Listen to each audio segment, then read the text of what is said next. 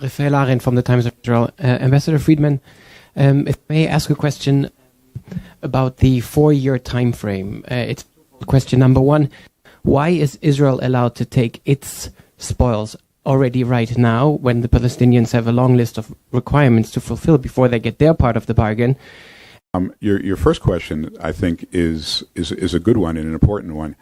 And what it does is it bridges the asymmetry between Israel and the Palestinians. This is a completely asymmetric relationship.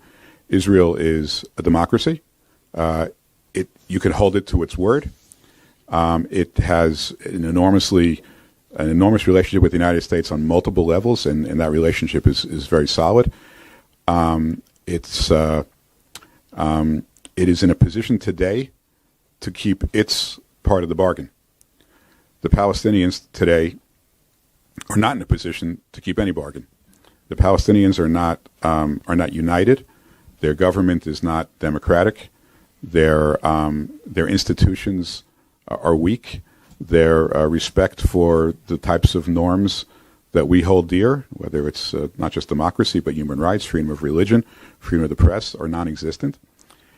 And so you have to bridge that asymmetry by saying, well, if Israel's ready today, why shouldn't they get what they're agreeing to today? If the Palestinians are going to be ready in 4 years, well, then they can get what they get in 4 years. And the only way, I think, to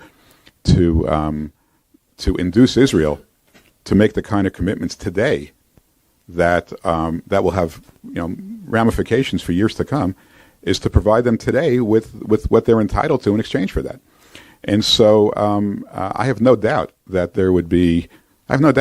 Israel would never agree to a naked freeze of 4 years just on the possibility that the Palestinians might A, will be willing to negotiate, and B, achieve the milestones that we just couldn't have gotten there. And to us, it was very important to go to the Palestinians, who were, as again, asymmetrically, they're not ready, to say to them, look, you don't have to say yes or no today.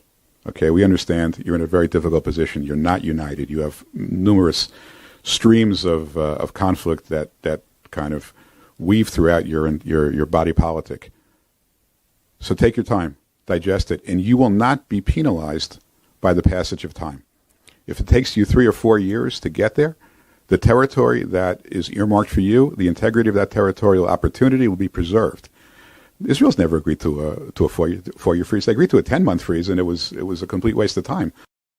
The larger point is the freeze and the recognition of sovereignty. Neither one of them bring peace. Okay, they're interim steps to achieve territorial integrity for the Palestinians, and to, in exchange for that, recognize Israel's sovereignty with regard to communities that are unlikely under any circumstance to not be part of Israel in the future. So it would seem like a small price to pay in order to obtain that opportunity. The bigger deal, okay, now that you've created that option, the option is now alive. It's in place. It's 4 years. It's going to last for 4 years. The clock is ticking, but it's ticking very slowly. There's a lot of time.